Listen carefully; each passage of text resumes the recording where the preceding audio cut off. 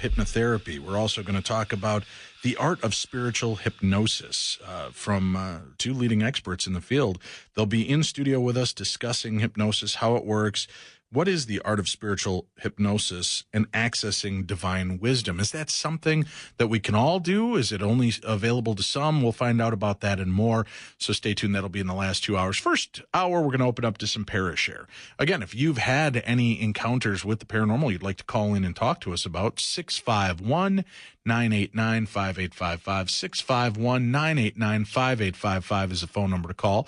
And you can also email in your stories, as many of you do, to dave@darknessradio.com, dave@darknessradio.com. Shall we begin with some emails, Tim? Yes. Hi, Dave and Tim. Hi. My coworkers recommended your show to me. Ooh, good coworkers. Oh, yeah. I've been listening to the podcast at night at work for a couple of years now. I love the show and the bumper music. Thanks, Tim. You're welcome. I have a few things to share with you both.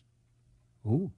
I'm not one who is normally very sensitive to the paranormal, but I've had a few weird experiences, one being a few episodes of sleep paralysis. Now, I work nights and my husband works days, so I know I was alone in my bedroom when I woke up earlier than normal. When I woke up, I could not move.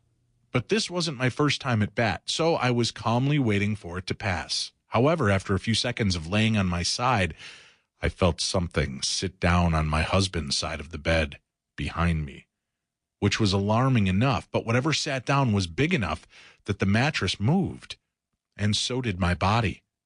I rolled a tiny bit towards whatever had just sat down. There was no way that I was going to be able to move to see what was behind me, not that I wanted to. I was quite freaked out, and so, of course, the only logical thing to do was close my eyes and go back to sleep. I don't know how I did it, but I fell back asleep, and when I woke up again, whatever had been there was now gone.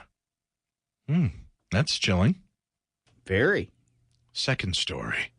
When my children were younger, my husband and I were planning a vacation and had decided that we could go to Virginia Beach.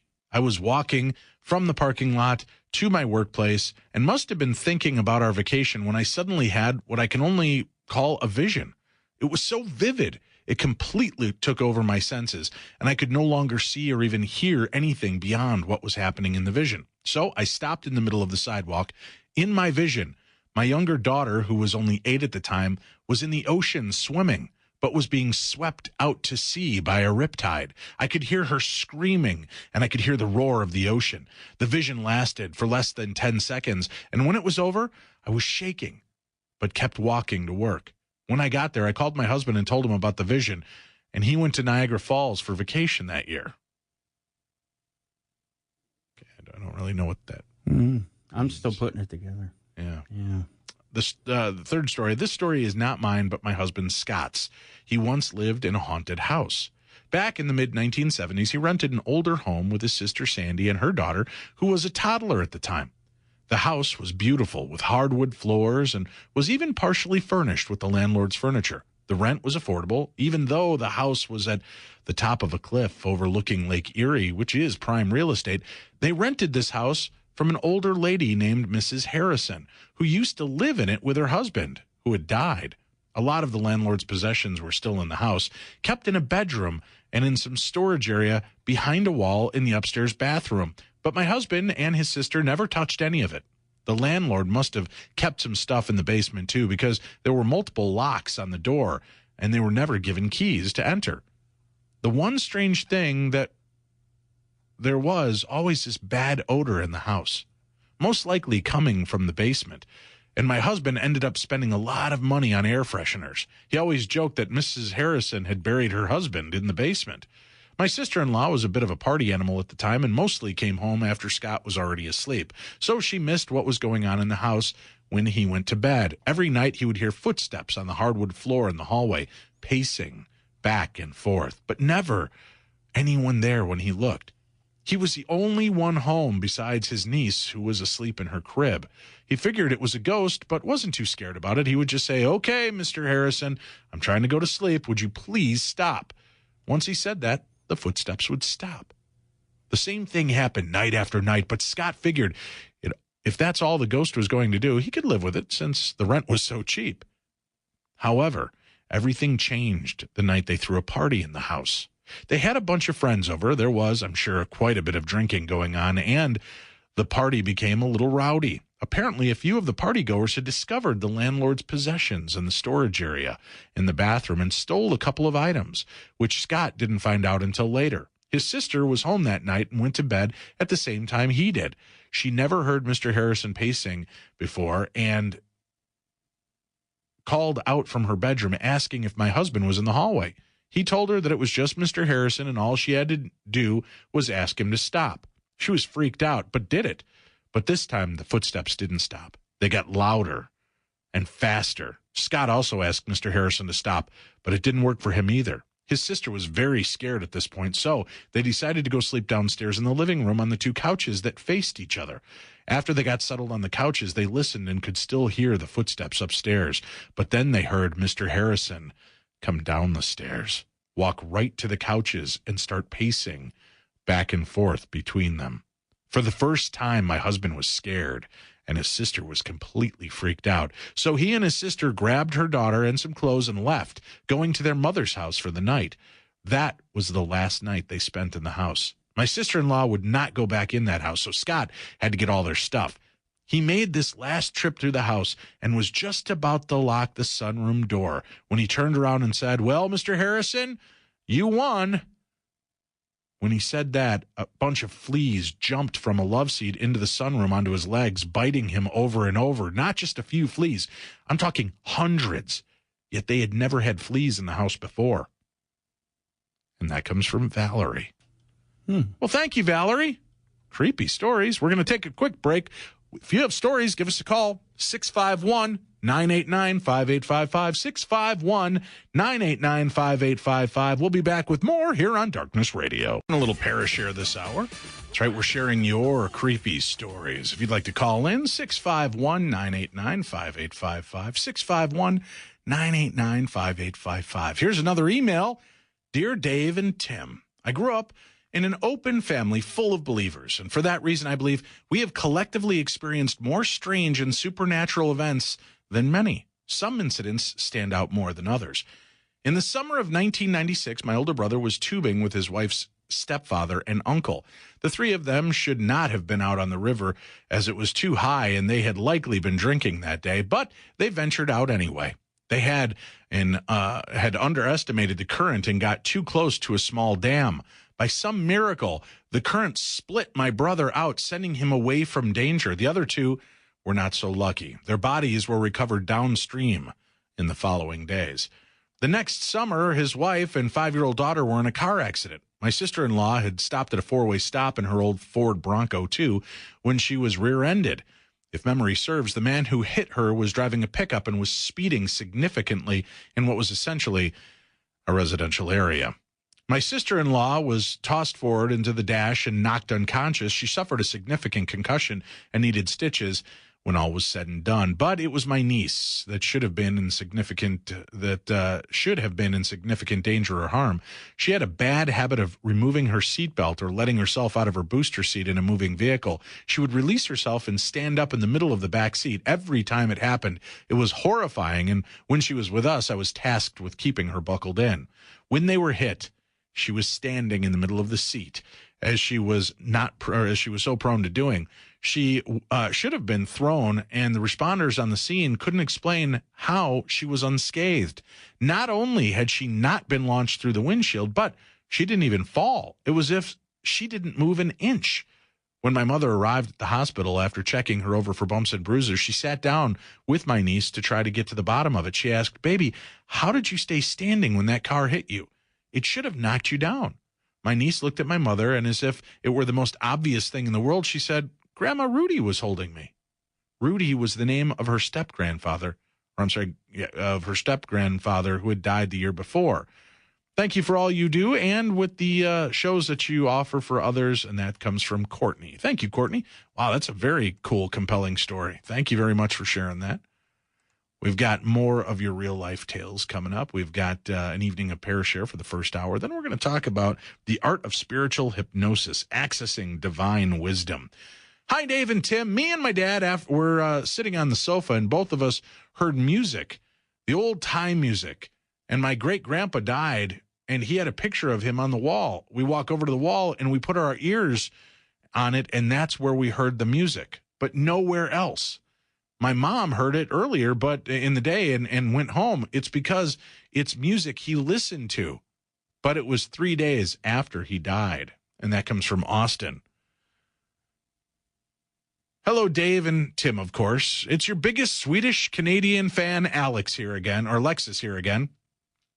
I just heard Monday's show where you were discussing grief and visitation from loved ones who've passed away. I wanted to tell you that the night my grandfather passed, he visited me. He was the only father figure I had in my entire life. And the night he visited, I awoke from a sound sleep to see him sitting on my bed. He was full of light, almost made of it. I knew there was no way he should be there. He should be 2 hours away in his apartment with my Nana. He was dying of cancer, so I knew that it meant I knew what it meant to see him in my room. He took my hand and told me everything would be okay after a while and that he was fine and finally had no more pain. When he smiled, the love just radiated out of his eyes, and then he was gone, and my room was pitch black again. The next morning, I found out he had passed away in his sleep overnight. He had visited me once more since, and 3 times in dreams. But I also had a thought about what you said about time. I also have an NDE while I lived in Sweden. That's a near-death experience, and was officially dead for over 5 minutes. Ever since that happened, I've been trying to be present in each moment, just as you spoke about, and I have absolutely noticed that time is going slower for me. I started doing that. I've marked a few times when it has slowed the minutes down to measurable difference from normal during positive family interactions. So I believe you're right on track with that thought. Anyway, I hope my email has given you some food for thought. Anyway, wish there was something amazing to do up here in Toronto. I would invite you to come stay with my mom and me, and my uncles are both cops. We could totally pass the background test. Anyway, love you guys, and I wish you both love, hugs, and healing, or whatever, or evening, whatever you read this, as I know you both still grieve so much. Sincerely, Alexis. Thank you, Alexis. That was very sweet. All right, here's another email. This is, Hi, Dave. I grew up the youngest child of 12 kids. We lived in a big house in southwest Minneapolis.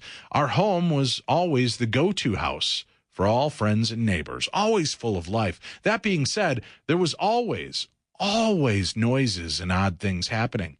We all would brush these things off as being daily noises of a big family and their activities. For the most part, these things were ignored and just deemed normal. I think back and I imagine we drove our parents crazy.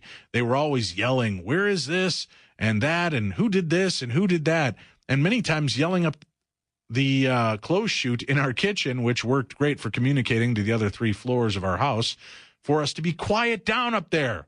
I'm sure you, Dave, know about that kind of noise being part of a big family.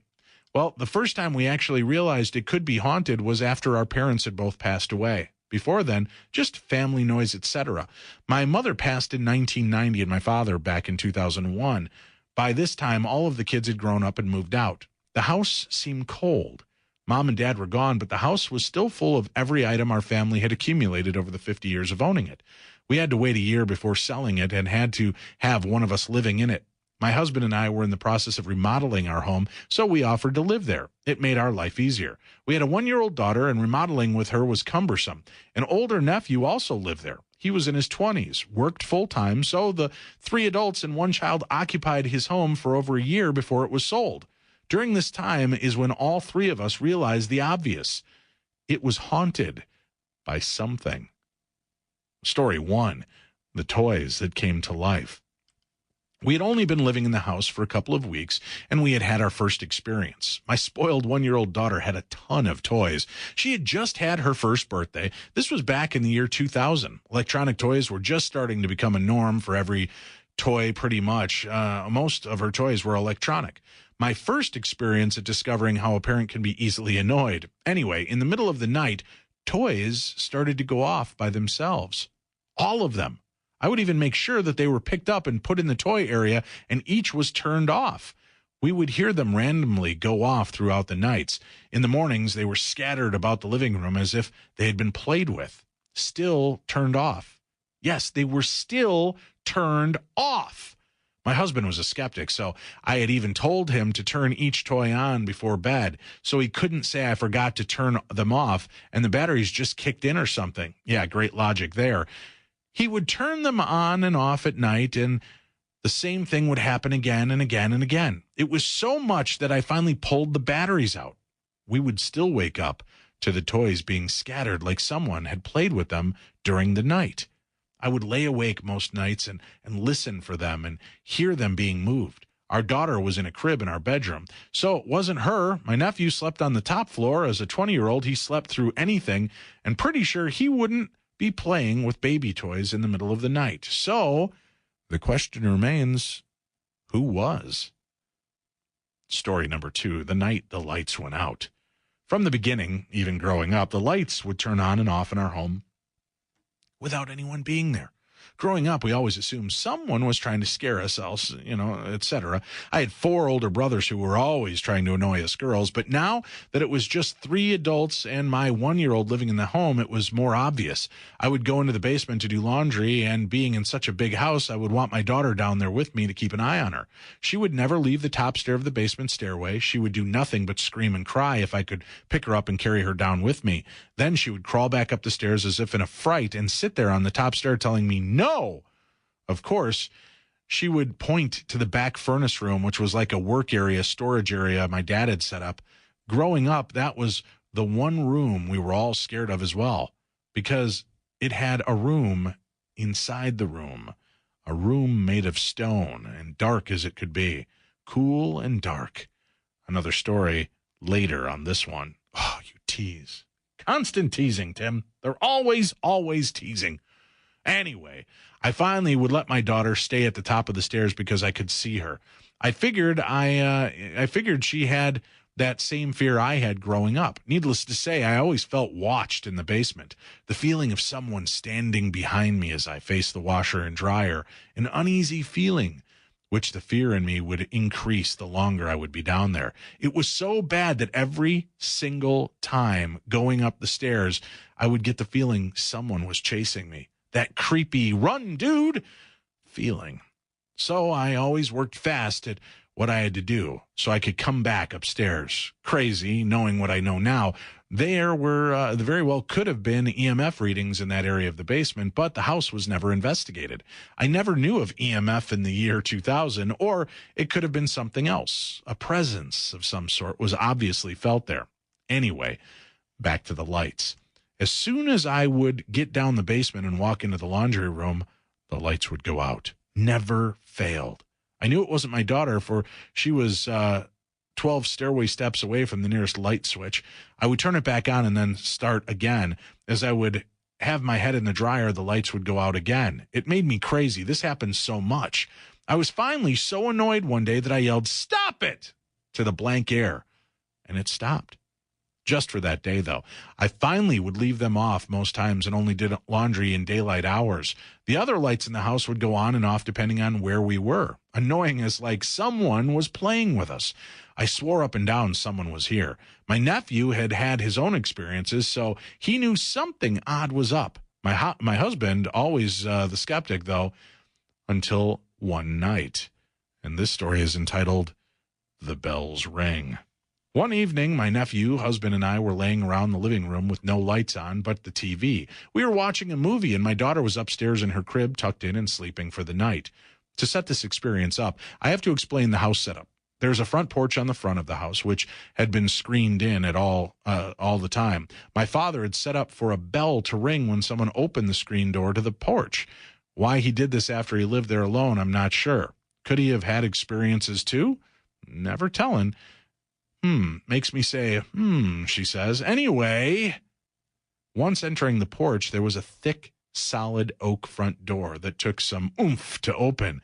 From there, you entered an entryway, which had another door that opened to the foyer. Now, the door was lighter, but was not free swinging because of the carpet.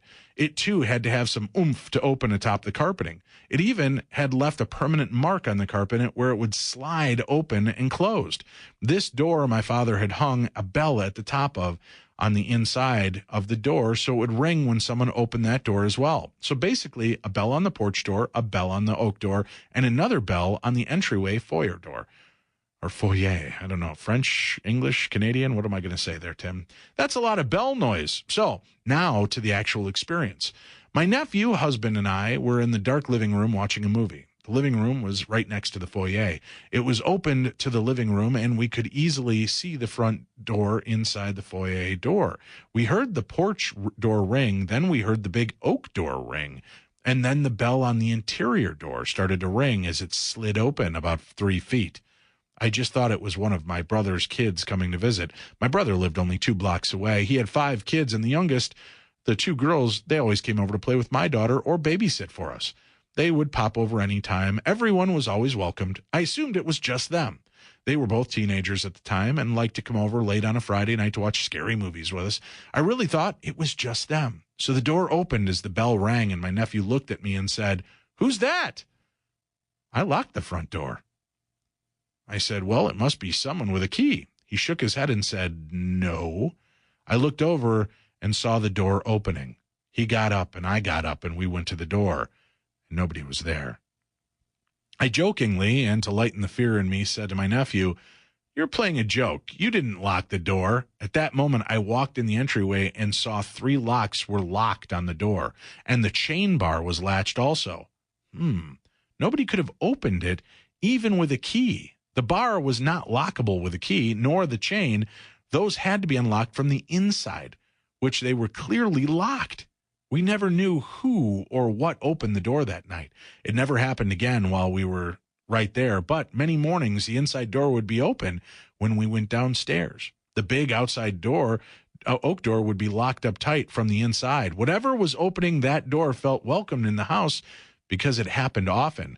Which brings me to story number 4. And we'll cover that story when we return. You're listening to the best in paranormal talk radio. This is Darkness Radio. If you have your own encounters with the supernatural, you'd like to give us a call and share, give us a buzz right now, 651-989-5855. In a little bit, we're going to be talking about the art of spiritual hypnosis, accessing divine wisdom. How does hypnosis really work? What are we doing? What are we tapping into? And what potential do we really have to unleash within ourselves? Can it open up portals to past lives? Can it open up portals to speaking to the dead and our mediumistic psychic sides? Can it help us release issues and baggage from past lives and early damage in our life? We're going to talk about this and so much more. Plus, we'll open up phone lines if you have questions for our guests. We're doing that at the top of the hour. Right now, we're doing a little parashare. We've got this letter, story number 4 from Jean. "The Kitchen is Alive and Moving" is the title of this one. I had days like that in college. I don't remember what I was smoking, but I firmly remember, Tim, the kitchen being alive and moving. This is the second most annoying experience while living there. There was a nice-sized kitchen with a kitchen table and 6 chairs. 3 of those chairs were up against the wall with the table pushed into them. We only pulled out the table for meals. Otherwise, the table was always pushed into the chairs, which sat against the wall. It also had lots of cupboard and countertop space. Every morning I would be the first one up, and I would start the coffee and my husband's breakfast and prepare his lunch. My daughter would stay sleeping for the most part. I would estimate on a weekly basis I would come downstairs to find the kitchen had come alive with visitors overnight. All the cupboard doors would be wide open. The chairs would be scattered throughout the kitchen and not near the table one bit. The table would still be pushed against the wall. In order to get those 3 chairs out, the table would have had to be pulled out, which it wasn't.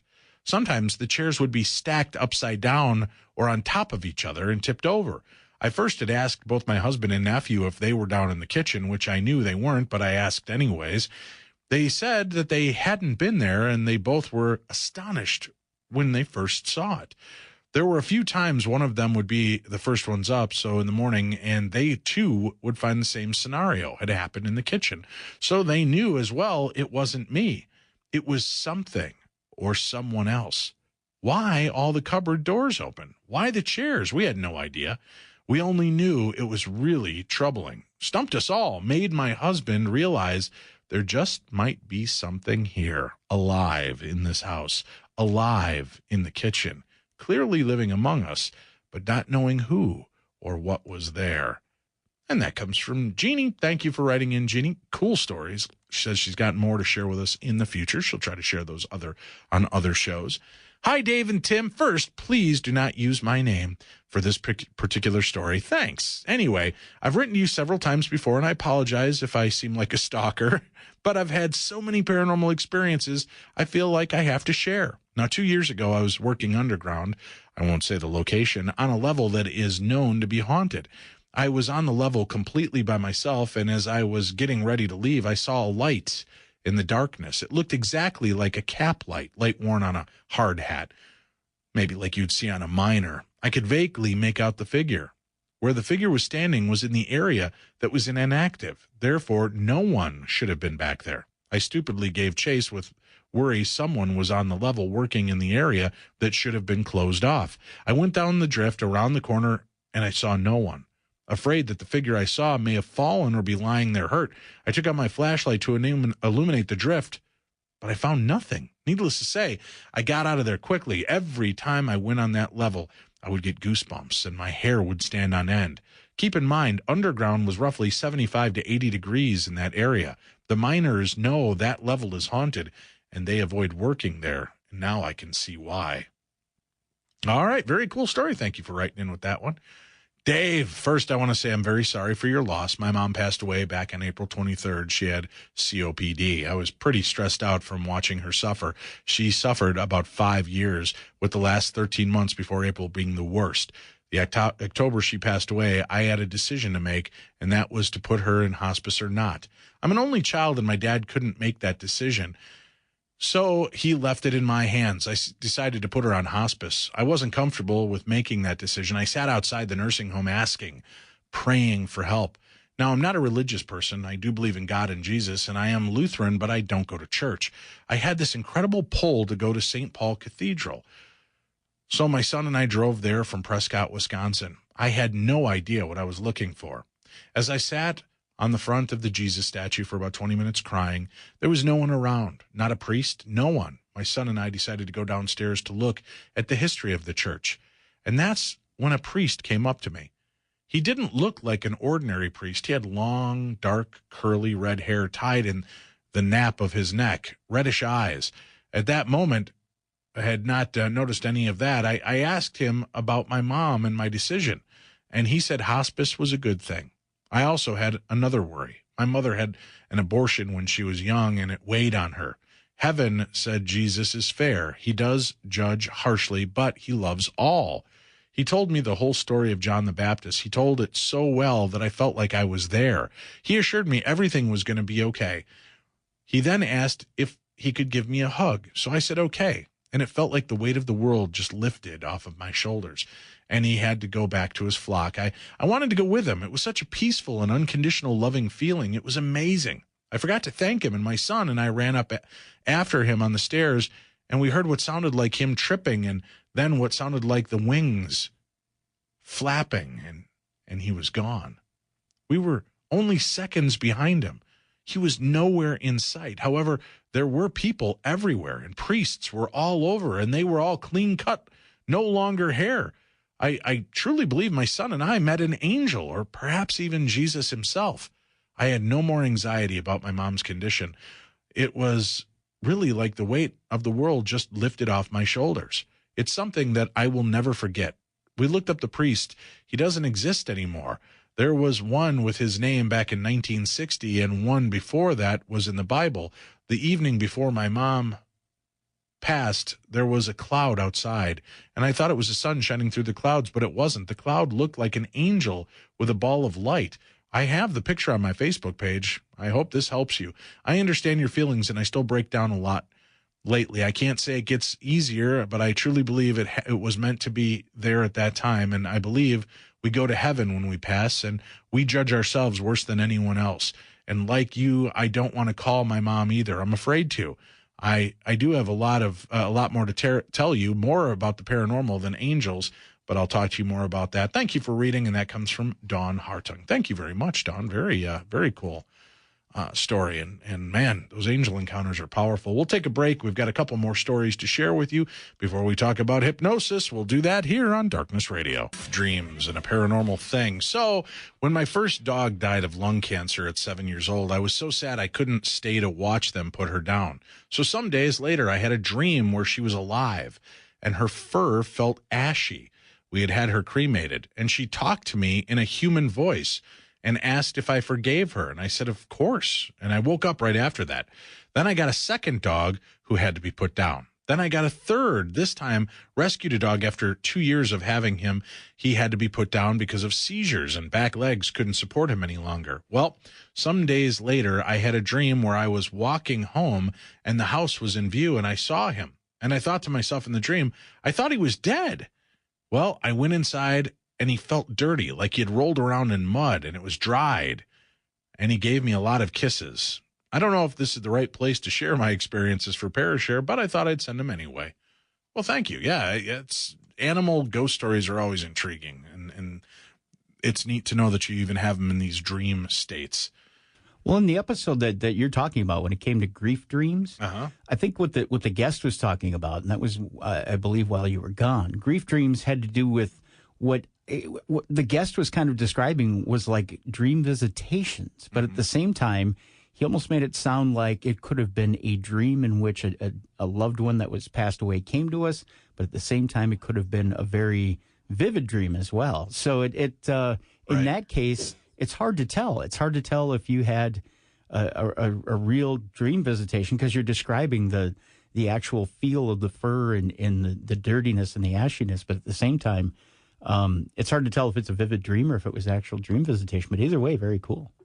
All right, let's go to another quick email. Dave and Tim, I lost my mom 7 years ago this January at age 90. The first year of firsts is the roughest. I was feeling particularly sorry for myself on my birthday that May. My mom, one of my sisters, and I all have birthdays within 10 days of each other. And as we got older, we would celebrate them together on Mother's Day. So it was going to be weird and sad not having her there. She used to call me and email me as well on my birthday, and it just hit me that morning that I wouldn't be getting either of them from her that year. I left for lunch and sat in the car crying and asked for some kind of sign that she was thinking of me on my birthday. My workplace is near downtown St. Paul, and every year during the Festival of Nations, school buses from around the state park on our street after dropping off their passengers and hang out until time to pick them up again. I turned out of the parking lot onto the driveway out of the complex and stopped smack dab in front of a school bus from our small hometown. It was the only bus on that side of the street for blocks, and directly in front of me, big old letters screaming out at me. I snickered and said, well, that's a coincidence, and turned right. Then I stopped and said, that's no coincidence, you idiot. Turned my car around and took a picture of the bus. It immediately cheered me up, and of course, I started crying again, but I knew she had heard me. She was thinking of me, and whenever I see that picture, I know she's there for me if I need her. So that's cool. Love your show. That comes from Lori in New Brighton. Thank you, Lori. All right, dear Dave, I've wanted to call in for quite some time now, but I listen to you on my phone, so it's kind of a conflict of interest, but here's my story. My mom died a year ago, October 22nd. She had pancreatic cancer and fought with it for over a year and a half. The morning she died, right before she took her last breath, we called everyone up and had everyone come out and say goodbye. I lived with my parents to help take care of her throughout that year and a half. I did not approach my mom until everyone else had said goodbye. Then I knelt down next to her and told her to leave. I told her to let go. I told her it was okay, and she did. That was when she took her last breath. That's something I have to live with the rest of my life. I told her to go, and she did. The rest of my family said she waited for me to say something to her. I guess it's better I wrote. I haven't cried like this in a year. So right after that, seconds after she passed, the back door slammed open and closed. No one was near it, and it was definitely closed before that. We all looked at each other crazy and still laugh hysterically about it today, but that was her. That was her saying goodbye. I've wanted to call in my story for a year now, and it seemed now was a perfect time to tell my paranormal story. As far as spirituality is concerned, this is how I've looked at it. We have souls and we have spirits. Our souls are what makes us unique. Our spirits are what moves us on. So yeah, our people will stay with us. They will stay with us as long as we need them, but their spirit moves on to wherever you personally believe they go, and you don't have to worry about that. We are all just energy. The energy of our souls will stay as long as they need to, and not any longer before they dilute into pure energy once again. I've had a friend die almost 2 years ago. He didn't talk to me 10 months before, and I go that 11 p.m. phone call saying he died that day. I told him he was going to die. That experience left me so guilt-stricken, but there were some things I learned from that. We're all on a mission. When our mission has been fulfilled, it's our time to go. The universe just takes us back. One more thing. My mother and I never had a good relationship. After she passed, I held so much guilt that I never got to have the relationship with her that everyone else got. But I realized there's a reason for everything. Every relationship in your life happens the way it happens to help you grow. So my point is, don't hold guilt for anything. Always with love, and that's from Becky. Well, thank you, Becky. Thank you for that insight. And we appreciate all of you that listen and share your stories. Remember, you can email them into me, dave@darknessradio.com. That's dave@darknessradio.com. Or you can call us on Monday nights and share your stories. I also want to remind you, we're doing our Christmas Angels program where we've adopted 2 families that are in need and need some help this Christmas bringing a miracle. So if you want to be a part of that, you can email me, dave@darknessradio, and put in the subject line Christmas Miracles or Darkness Angels, whatever you want to put. And I will start emailing probably Friday the stories of a couple of families and their children and the information about them. And you can elect to help or not help, whatever you'd like to do. And most people pick up Amazon gifts and have them sent, or gift cards sent to the children and the family so that they can have a fulfilling and happy, love-filled holiday season. So we know it's not always about the gifts, but sometimes it's about just pulling the stress and pressure off of the family and letting somebody else take a little bit of that and helping the family get through this difficult time in their lives. So if you'd like to be a Darkness Angel, as so many of you have done in the past and stepped up, just email me, dave@darknessradio.com. When we return, the art of spiritual hypnosis, accessing divine wisdom, right here on Darkness Radio. Everybody, welcome back to the show. Darkness Radio is underway. I'm your host, Dave Schrader, along with me, Tim Dennis. And Tim, we've talked on and off for the last 11 years about hypnosis, the idea of regression, which is something I still want to do. I want to be regressed, record it, and then maybe have you edit it down and play snippets of it and see, what happens during a regression. Yeah. What if it turns out I was Lizzie Borden? Oh, that would explain so many things. that would. Yeah. Yeah. I don't know what exactly it would explain, but it would explain some things. Yeah. So we wanted to do that. We've also, the idea of what exactly can hypnosis help us do? Mm-hmm. I've listened to some hypnotic tapes and discs through my times to, try to help me sleep better. Yeah. Earn more money. They don't work for iHeartRadio. Yeah. Anyhow, I've tried different things like that. I don't know. Can we really hypnotize ourselves to bring money to us? See, that some of that stuff just sounds silly to me. Some of that idea of, I'm going to hypnotize myself to become wealthy. To me, it's like, wish in one hand, poop in the other, see which one gets filled quicker, right? Yeah. If you want to maybe take hypnosis and break down an issue of fear, maybe I can even have our guests eventually break me of my fear of the out of doors. Oh, well, that's not going to happen. Well, but I'm just saying, if that, that those kind of possibilities, that's something I believe, because then I believe you're getting past something. Mm-hmm. But the idea that, you can hypnotize yourself to, I don't know, that you can hypnotize yourself to earn more money, maybe to be more alert and aware. And I don't know, but that's kind of what I wanted to talk about tonight. Plus, our guests have written a book called The Art of Spiritual Hypnosis, Accessing Divine Wisdom. Joining us this evening, we have Cindy, is it Locker? Lasher. Exactly. That's what I said. Locker, Lasher, potato. Let's call the whole thing off. Cindy is one of the authors of The Art of Spiritual Hypnosis, and she is a board-certified hypnotherapist, master NLP practitioner, author, and speaker, and the daughter daughter of a hypnotist. Cindy grew up with a comfortable understanding of the role of the subconscious mind in daily life and in spirituality, and she's the founder of the Change Works Hypnosis Center and the Midwest Hypnotherapy Academy, both of them in Apple Valley, Minnesota, Tim. I love that city. Jody, is this Lasher or Kimmel? How do I say this? Yeah, that's Kimmel. Kimmel. Jody Kimmel also is a hypnotist, a magician, musician, and change agent.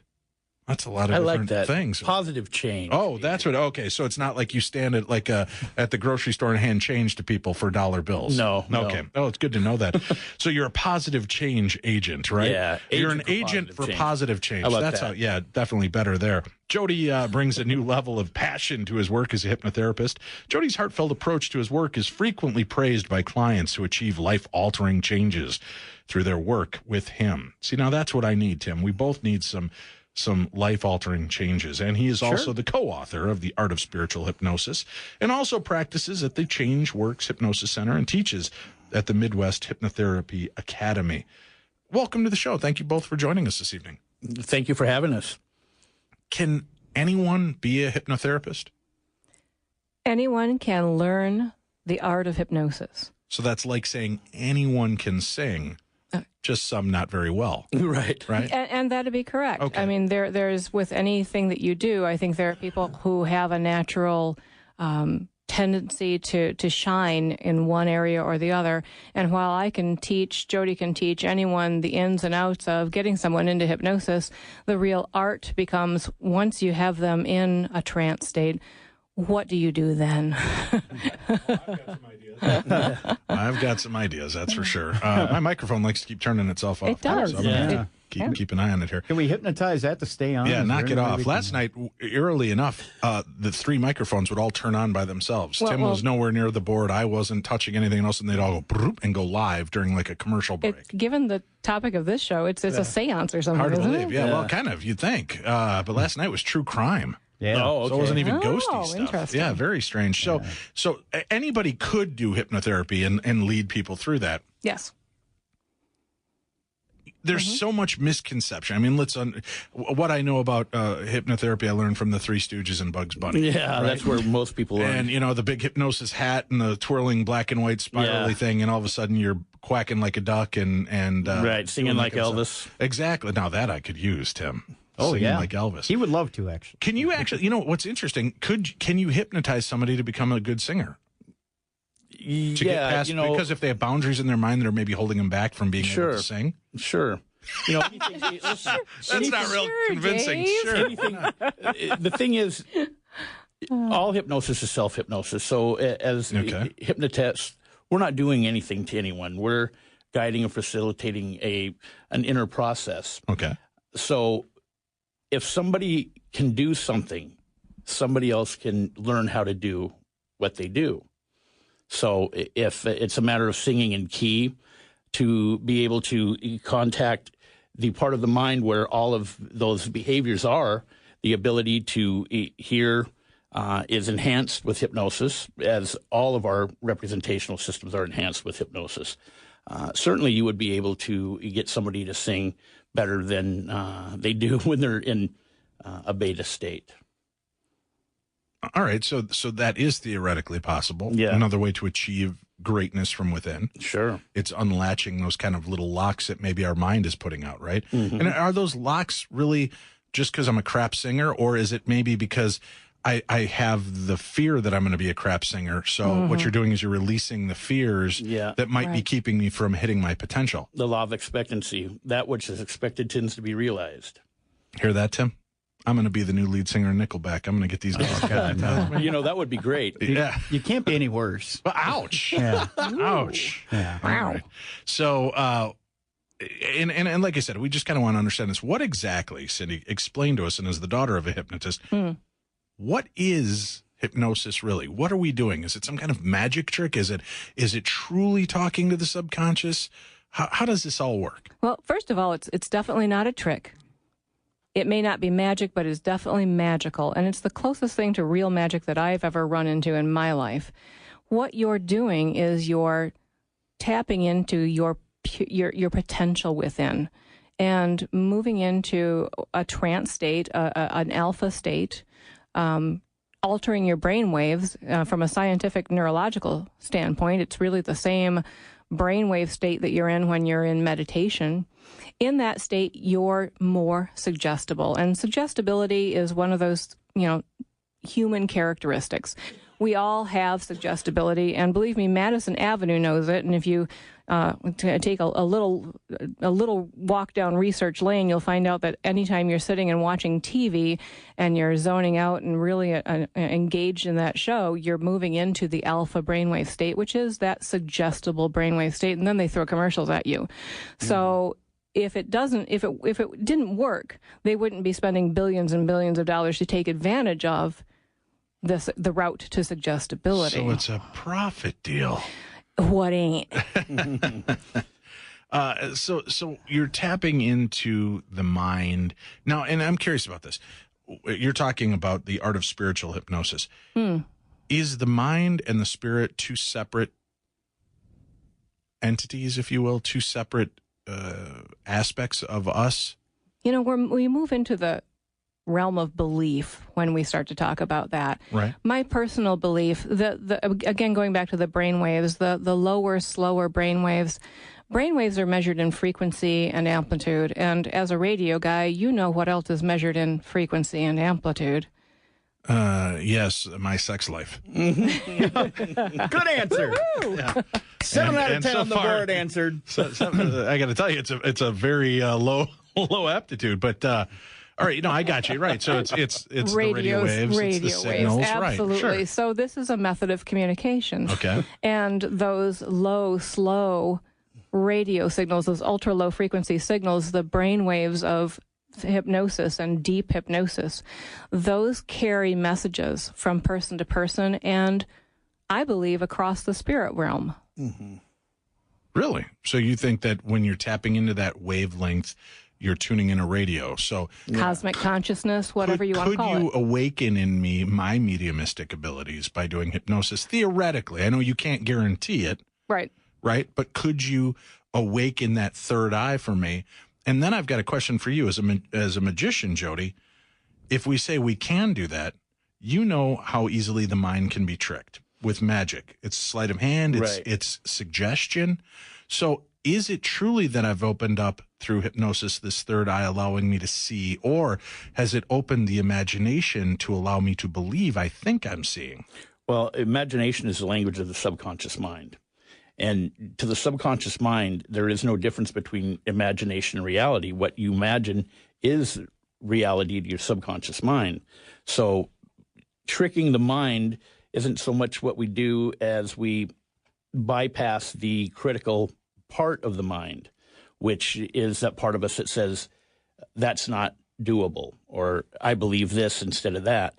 So there's a suspension of disbelief that occurs, both in when you're doing magic, sleight of hand, and when you're accessing the wisdom through the subconscious.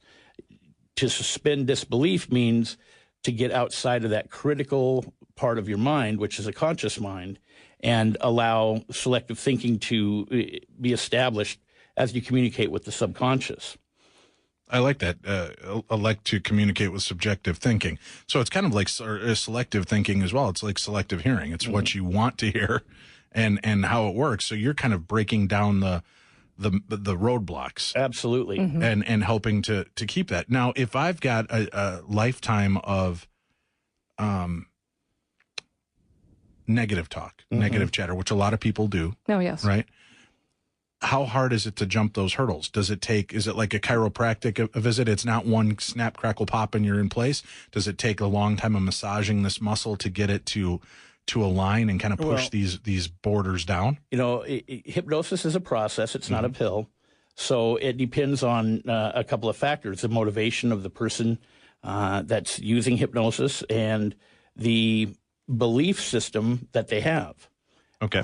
So the first thing to do is to create that suspension of disbelief, where they don't even have to believe necessarily in hypnosis. They just have to believe that something different can occur. And just to get them to that part of the process really opens up a lot. Because if you have a belief system that says that somebody can't make your fingers grow magically, or that somebody can't give you the power to make your fingers grow. And by fingers, do you mean penis? Well, is that what she calls it? Well, that's a finger. Just questioning. Yeah. I don't know if that's what you're getting at. It's a thumb, yeah. Well, So can you make yourself grow physically by hypnosis? Yeah, you can make your fingers grow. Yeah, And temporarily. It's temporary, but it is a real effect.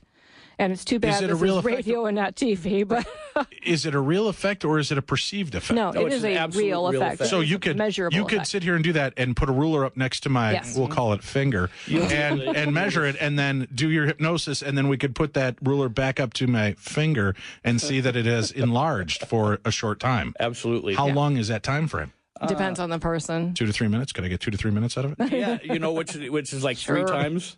Okay. Yeah, exactly. I don't like to brag, but why not? Let's take a quick break. We'll come back. We'll continue having a little bit of fun. We'll talk more about hypnosis and the art of spiritual hypnosis right here on Darkness Radio. Yeah. Is that what it is? Here, Is it all Illuminati and Freemasons? No, it's not. It's just the Mickey Mouse Club. You got to turn on their mics real quick. Yeah, I will. It's just that iHeartRadio just hasn't cleaned the vents since the building Illuminati. was built in the 50s. It's Trump. It's Trump and Hillary working together to take us out because we know too much of the truth. They're sad, yeah. As best as we can tell. That's why they don't want me out of doors. As best as we can tell? Yeah. As best as we can tell. Very good. Nice. That was good. Nice. I see what you did there. All right. As hypnotists were dealers in words. Cindy Lasher and Jody Kimmel. Jody Kimmel are our guests this evening. They are the co-authors of the book, The Art of Spiritual Hypnosis, Accessing Divine Wisdom. And we're just kind of talking about some of the properties and principles of hypnosis in this first segment to just try to kind of understand what is possible, what is not possible. Are there things people come to you and say, I want this to happen? And you're like, hey, Jody, I want my hair to regrow. Yeah. I think it's a psychological thing because I think I bought into the fact that it was stress and it was pressure and I want that pulled down. Would my hair regrow if you talked me through that? That would be tough to discern based on you just having that hypothetical question for me. Anything. But I mean, is that one of the things you'd go, I don't know if that's something I can help you with, Dave? Yeah. Or would you say, well, let's give it a shot? I'm the kind of person that will put you in the chair and if you have a desire to make that happen, then we're going to do exactly that. We're going to do whatever it takes to make that happen.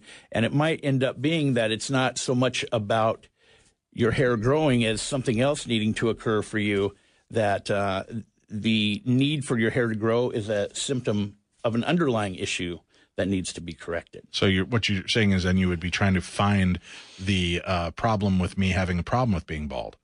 And trying to squelch that, says the guy with great hair. Did you see this quaff he's got going? Yeah, my hair's coming in for an interview on what, Thursday? Obviously, yeah.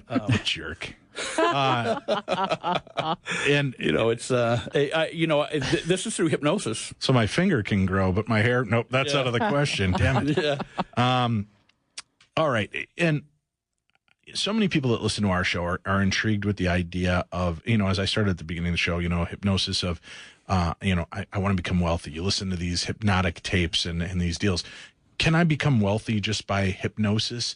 Or is what it's doing maybe knocking down the trappings of what's holding me back from excelling? Is that what it's truly doing? It's not saying you will attract money. You are handsome and money wants to be in your pocket. That's not what hypnosis is. It's more along the lines of channeling Marshall Silver. Wow, I didn't even know that. Very good. But would that be more what you're doing again is focusing on what's keeping me from being successful and making money? Exactly. I mean, my answer to the way you were posing that question is, what's the difference?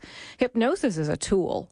Hypnosis is just taking somebody into the trance state. And as I said before, the real trick then becomes, well, now the art of that is what do you do with the person once they're in that trance state to clear out those limiting self-beliefs that got put there when they were too young to have a say-so, to even know what was happening. Mm-hmm. The things that your uncle said when you were 4 years old at Thanksgiving that you don't consciously remember, but that set a seed in your subconscious mind that then grows and becomes a self-limiting belief. Oh, so I remember what he said. Yeah, bald little bastard with small fingers. Here I am. Yeah. Those are the kinds of things that hold people back, and they're consciously unaware of it, and they just keep seeing these patterns in their lives until we uncover that. Okay, but if hypnosis. You don't know that, if you don't know, Cindy, in advance that Uncle Bob said that to me, right? How do you go back to that point to talk to that part of me? Yeah. How do you know to turn that key in the right. lock? Because your subconscious knows. That's regression. Okay. Right. And that's direct questioning technique of the subconscious mind. Now, when you do hypnosis too, again, we see, TV and movies, and I either talk in a lulling voice while swinging my hand or swinging a watch, and I begin to tell you what you're saying, and then all of a sudden I snap my fingers and your head drops. If somebody does that when you're doing hypnosis, are you like, oh, knock it off? You're not. This is in the movies, or if that's what they believe will bring them to that point, you just allow them to be there. Sure. If that's their model of hypnosis and that helps Jody, them in nodding, the stage, not real good over radio. Yeah. He's nodding loudly, though. Yeah, it was very loudly. Yeah. You could hear the hair. Oh, yes. Wishing and washing. Deafening. Yes. So, but the subconscious. So if I wanted to get to that point, so you would say, take me back to what's holding back, and how do we start sorting through the card catalog of disappointments to get to that one? Oh, Dave, my heart is life has breaking been pretty for you. Brutal. Oh, but I mean for everybody. We all comfortable chair over here. Let's go. I do it. So the point is that there's. What you're talking about, there's a feeling that you have about yourself with regard to X, whatever that could be, right? Mm-hmm. And even as we're talking about it, I just saw your eyes move. So you're connecting with that feeling right now without me even having to say exactly. Get out of my head, Jody. So you can be in there. So you feel that feeling collection. About yourself, right? And that feeling is physical as well as an emotion. That physical feeling somewhere in your body where you feel it. And I'm guessing that you probably feel it like right about there. In the solar plexus kind of thing? It's right in the there. Center, right? Mm-hmm. Okay. That is connected to every similar emotional thought that you had that was similar to each other. Oh, so the card catalog puts them in that Dewey Decimal System it does. Of body parts. And there is an initial... of emotional valence, if you want to think of it that way. Emotion has everything to do with it. Okay. And really any behaviors that we are partaking in have to do with our emotional tie to the intended outcome, what that behavior is doing for us based on our belief. See, a lot of what I see in myself and in other people is pain is an addiction. Mm-hmm. We hold up the shield of pain and regret and remorse like a shield of valor. Mm-hmm. Even though we're cowering behind it and whining about it, it's mine. You can't touch it. Right. Look what put me here. Yes, God.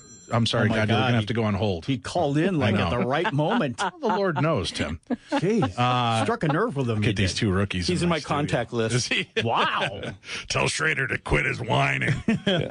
Every time he calls, I always have to put it on, I'll get back to him later. Get back to you later, Lord. Somewhere one of Jody's friends is going, okay, he's on the air. Do you think he'll answer? Exactly. Let's try him. Do you so seriously, when you're breaking this down, how do we get past letting that go? How do we get past, 'cause being spiritual and going to church for many years, they would say, bring it to the altar of God. And I'm just using this as an aspect of my upbringing. They would say, when you have this problem, bring it to God. And I laughed because I could see myself. I want to do that. I want to go and I want to take this upset. I want to take this anger and feeling of refusal and rejection. And I want to go lay it on the altar and I want to walk away and say, okay, you deal with it. And this will not be a stunning visual for radio, but what I feel like I do is I come up and I go, okay, all right, here it is. That's yours now. Go ahead, take it. It's all yours right there. Go ahead, take it. Yep. And I can't stop touching it. It's always, I'm not really giving it up. I'm always keeping it there. And I think that's what so many people do when they're trying to release. And that's what that finger represents, the emotion that's connected to that.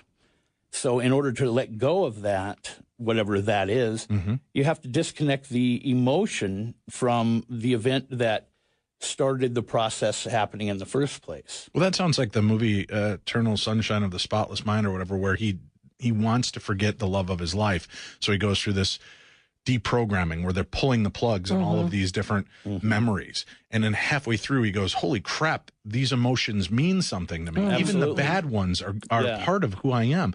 Is it always a good idea to go pull the plugs? And see, that's why you can't just give it all away either. You have to process all of that. You have to, because you own those emotions and you own the release of them. Okay.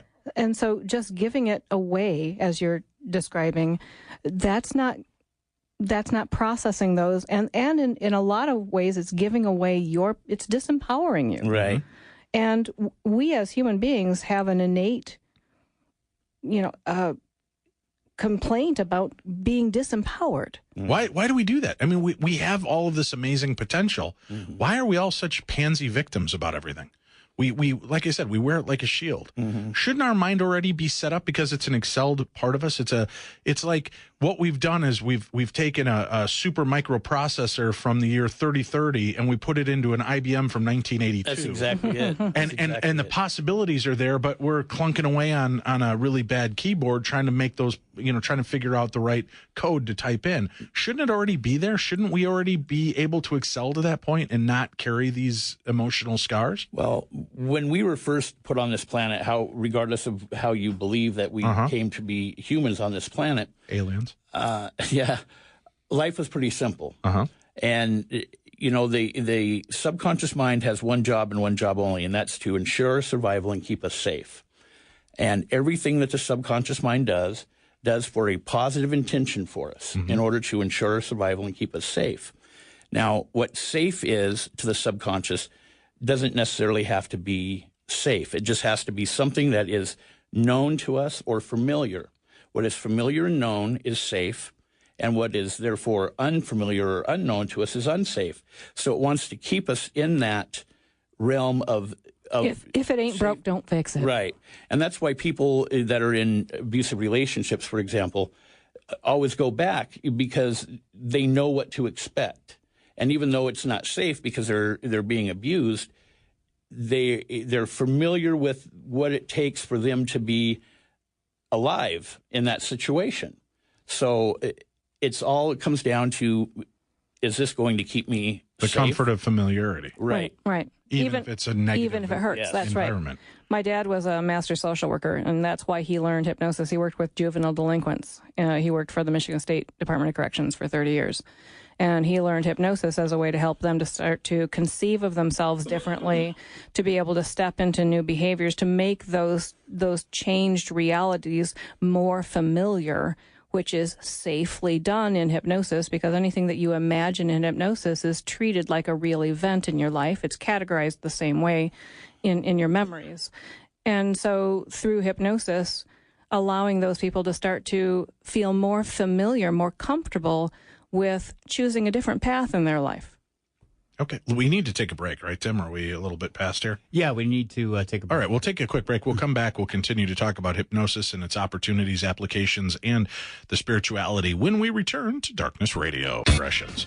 And you were telling me something kind of interesting. Because you said you don't really advertise it. You do it, but you don't really advertise it. And it's a great reason. The twofold reason, Tim, that a lot of hypnotists don't talk about it is, explain this to me again, it's a longer process than maybe smoking cessation or overeating.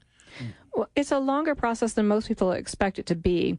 People continue to have this concept that hypnosis is something that somebody does to them, and that there's a guaranteeable result that you're going to come in, I'm going to snap my fingers, and this is going to be, right. There you go. Yeah. See, he's gone. Oh, my gosh. Yeah. Do something. Hey, 1, 2, 3, 4, 5. Eyes open, wide awake. There you go. And Hypnotizability. Oh, no, not we have a again. chicken host Every again. darn show. This took 3 months last time. We need to get that out of the way right now.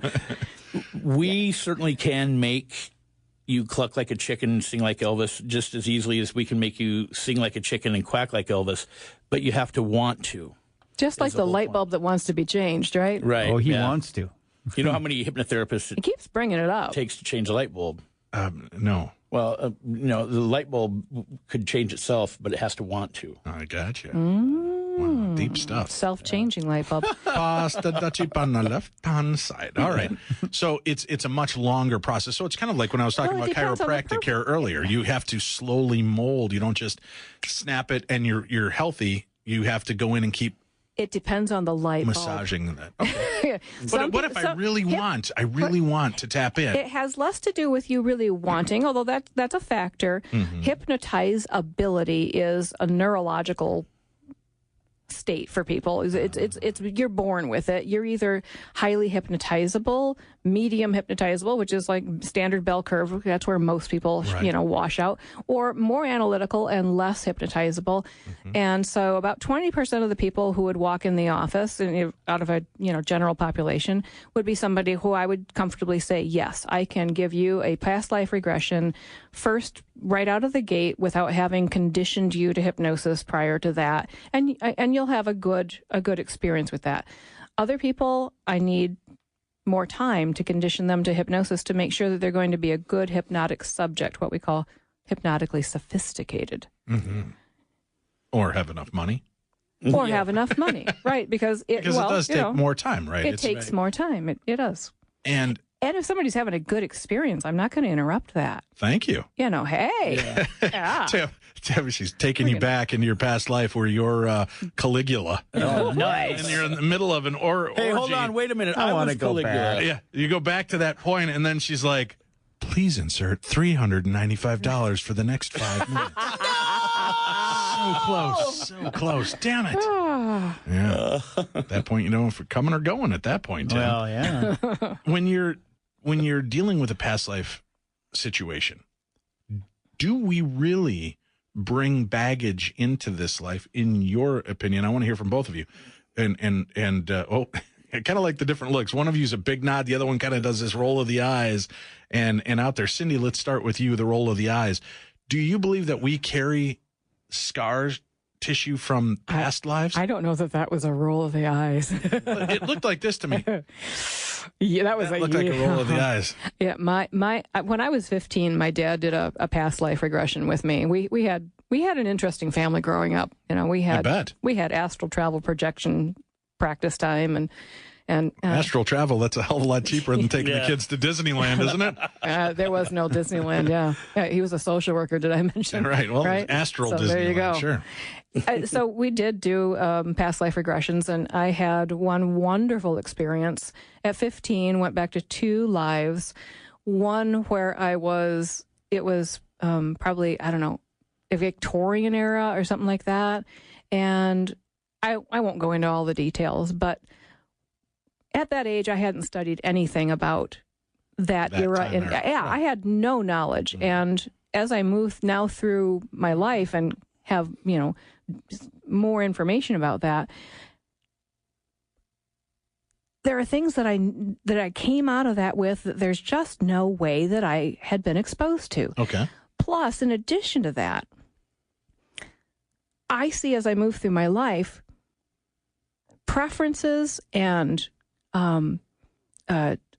things that I don't like, attitudes that those go back to that life.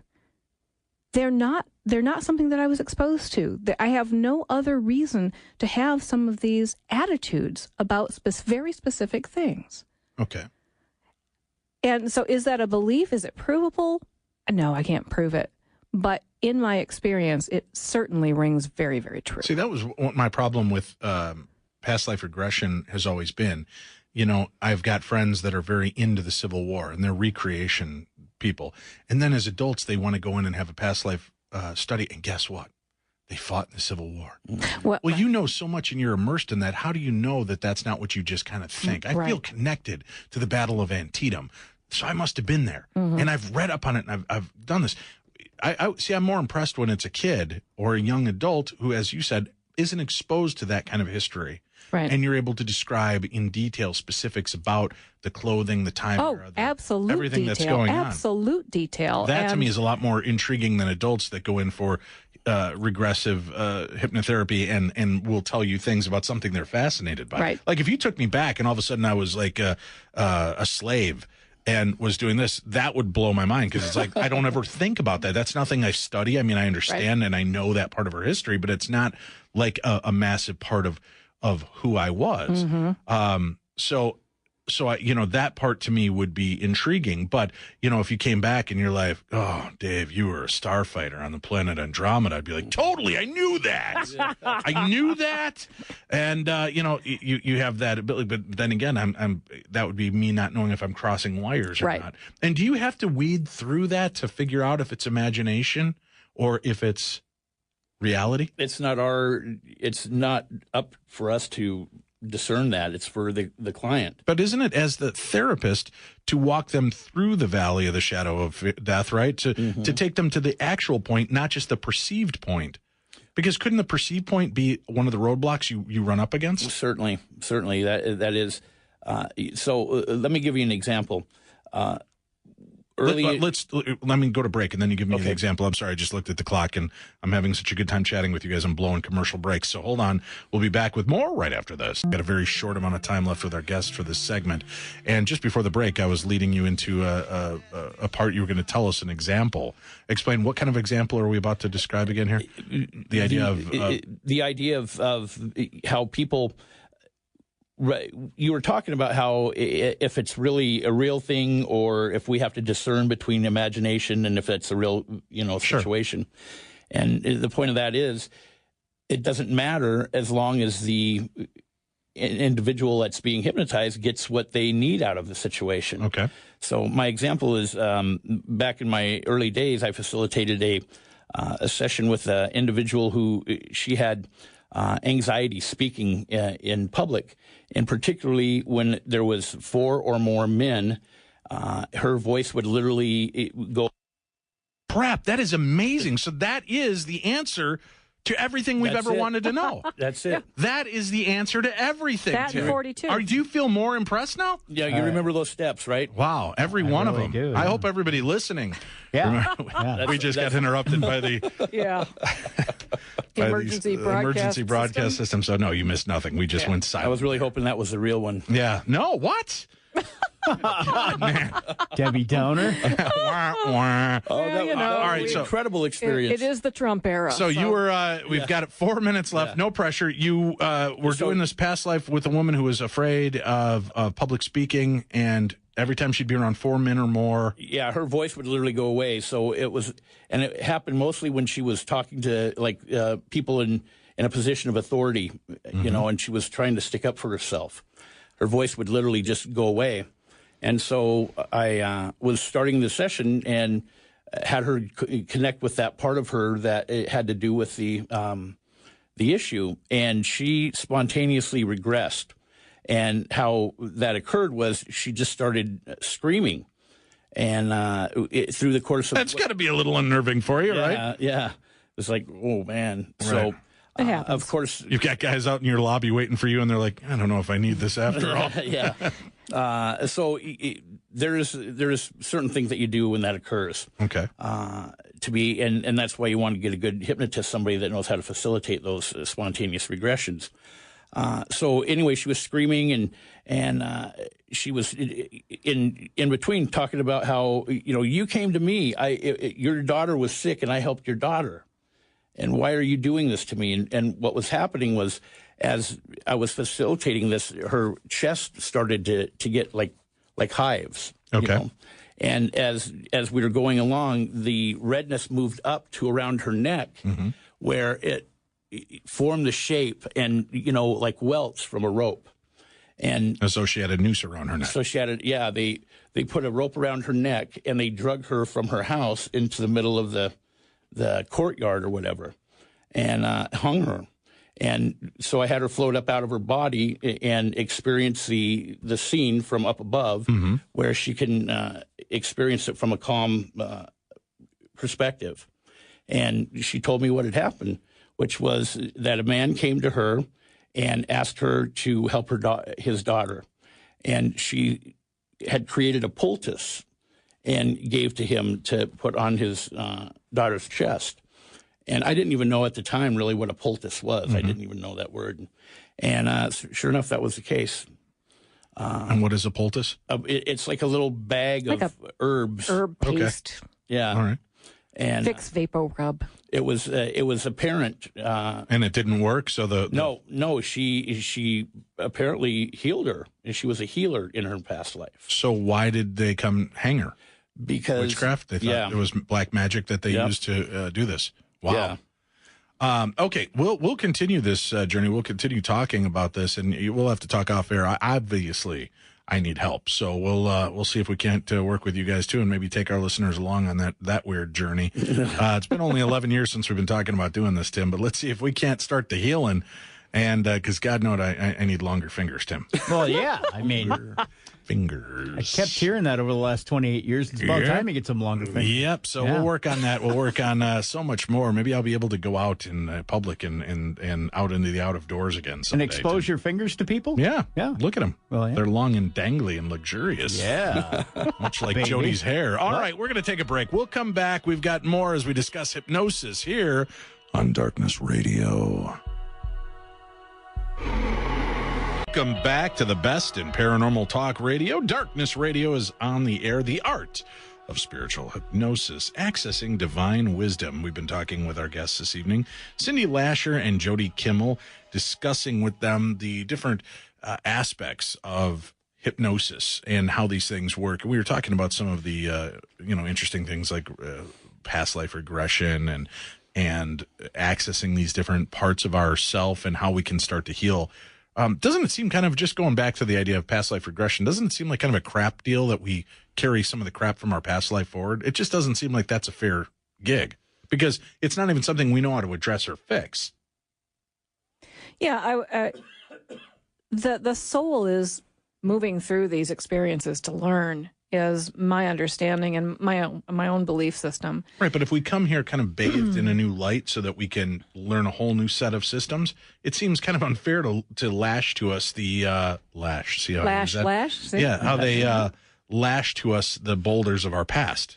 You know, it should be like, okay, I lived that life, I learned those lessons, I'm coming back now to be a mildly successful bald radio show host with short fingers, and I shouldn't have to carry the boulders of when I was a slave back in the 1500s. But then you said a critical thing there. You said, we've learned those lessons. And the answer is, if you're still carrying it through, then on some level, that lesson has not been learned and released so you can go beyond it. But yet we can do that through hypnosis. You can. So isn't that kind of cheating the system? I think the system is there to be used, and it was put there for our use. And so, no, I don't think that's cheating at all. So you're saying laws and rules are meant to be broken, Tim. You heard her. I did hear that. All right, I like that aspect. We're all spiritual beings having a physical experience. Well, saying that, have you ever brought someone in to start doing some kind of hypnotic work on them, any kind? I don't even mean just regression. And as you're working it, all of a sudden you realize there's more than one soul, more than one spirit that you're dealing with. You know, at times it certainly can seem that that's the case. I've had sessions where people were speaking in foreign language, speaking in... Like Canadian? Yeah. A. Linear A. And see, there's a lot of talk about that, people are possessed or have an entity attached to them. And usually when those particular clients come in, Cindy sends them my way. What a pal. Yeah. Absolutely. Okay, what let's see if we can help you with this smoking cessation. I will eat your soul. Right. Yeah, right. Hey, Jody. Here's another one. Take a look at this one, Jody. You're gonna like this one. Fun. Yeah, I think you need to turn around and come back to the office. So, do you ever find one that truly is, I have certainly worked with people who truly believed that that was the case, and in hearing what it is that they're saying, and also hearing what they're not saying, was able to effectively move them through that. Based on what their belief system was, they're basically telling me what it is they need. Because I always found it funny, because if I remember correctly, and it's been 5 or 6 years since I've seen The Exorcist, don't they hypnotize Reagan at some point, and then they start talking to the demon because they've kind of hypnotized the demon as well? And I thought, if you're a demon, how are you getting hypnotized? Is he like, we're going to rig it? Oh, that watch keeps swinging. Yeah, that's it. Shiny. Are my fingers too small? No, he actually sounds more like John Levitt's interpretation of, a watch, huh? Yeah, that's it. So, but you have never really found somebody you believe to be possessed. That's usually when I send them back to Cindy's way. Yeah. Oh, do you? You bat them back, play ping pong? My office ping door pong? locks. Yeah. There's been times where there's been some really strange energy. Now, is that when they're... Because I often wonder, when we sit here talking about what is the true nature of evil, could it be that is the way they are disassociating with the actions that they may have done, whether it's cheating on a spouse or lighting a house on fire or beating their children, is that they, in their mind, create a demon, and that's what's doing this? And it's easier to put the finger on them for the reason? I think that what they do is they disassociate so they don't have to feel the guilt of what it is that they are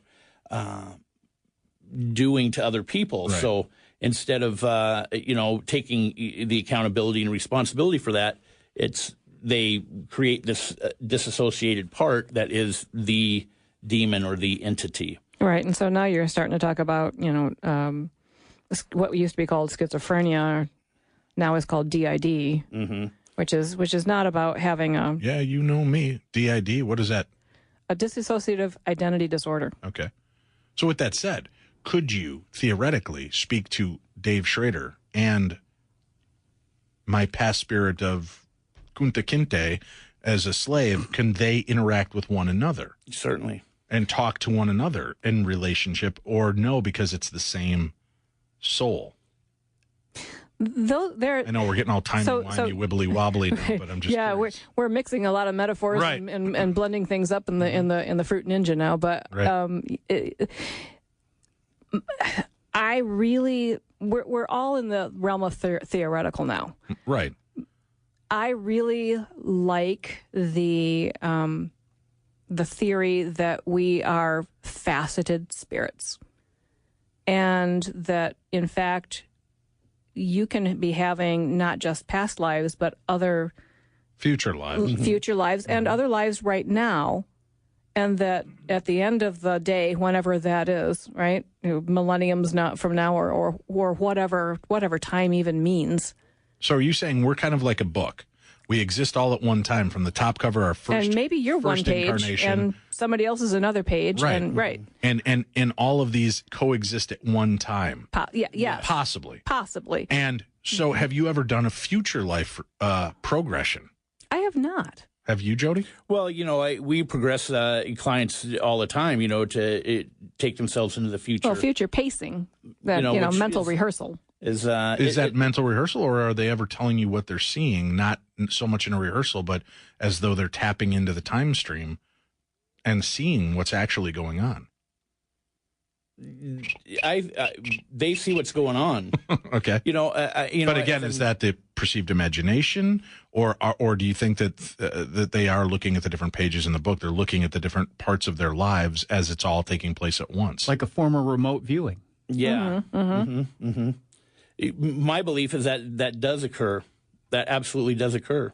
Yeah, I believe so too. I love some of these weird questions I throw to them, and they look like they really want to hit off some ditchweed just to keep up with my weirdness.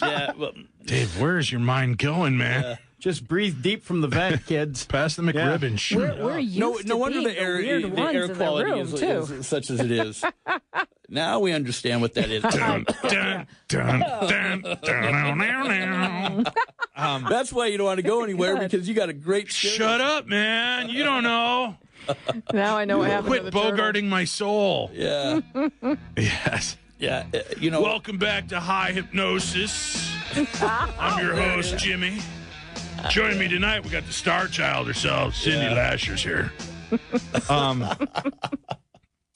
You're communicating. That's why I think it's fascinating if we talk about the concepts of what is self and what should we theoretically be allowed to communicate with. We should be able to rationalize. Wouldn't it be nice when I'm feeling this?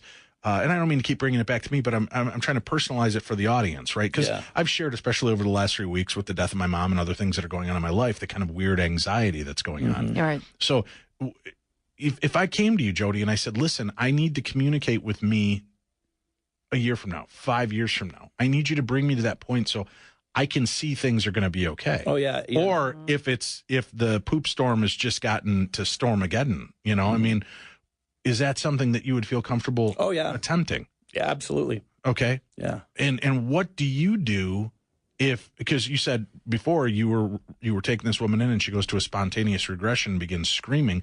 What if you take 2016 Dave and progress him to 2025 Dave and poop has really gotten to the fan and I'm flipping? How do you take that back? I mean, how do you, because once that's part of our awareness or our consciousness now, and we've peeled that back and we see what our possible future is, doesn't that possibly create a temporal rift within ourselves that we might set ourselves up for that failure now? Well, the first thing is, because we know that we're going to do it, I'll prepare you for that. So that way there we go. Yeah. Can you see what I'm saying, brother? Yeah, but can you see what you're saying? I do, and it's purple, man. Yeah. Purple, and it smells like yellow. Tastes like. Tim's just in there shaking his head and be like, what the hell?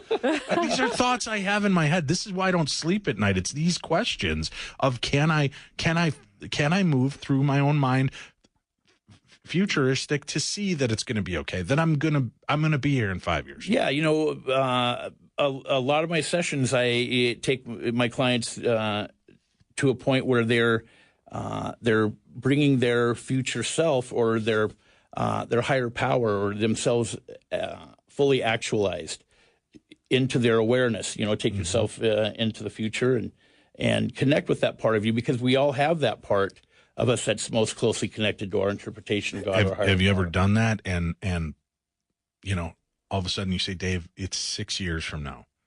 All right. It's now 2021, whatever. Right. Where are you? I'm in a crib. And I can see, all of a sudden you're like, oh crap, that's not good news. 6 years from now, you're reincarnated. I mean, is that a real possibility of opening the doors going forward to see what is a possibility? Sure it is. You are creating the space within you to connect through the superconscious, which is an aspect of the subconscious mind.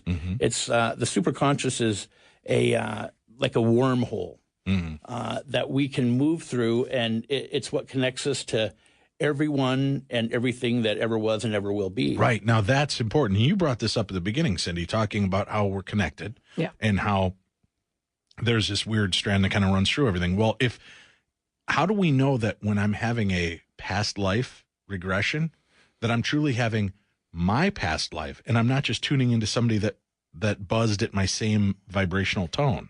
I think at the end, you know of what the I mean? Day, so at like the end of the day, if it's a party line, like and I'm not really, right, I'm not really tapping into my past. The party line that's a great analogy. I like the party line analogy. Thank you. I'll write a chapter in your next book. Fantastic. Yeah. At the end of the day, if you gain from that experience, what does it really matter? And again, if we're these fractured souls, I mean, fractured, that's a tough word, splintered souls, maybe that's not even any better. Help. But, we're different parts, different aspects of this whole that's branched out and is having all of these multitudinous experiences to bring that back together as perfect knowledge.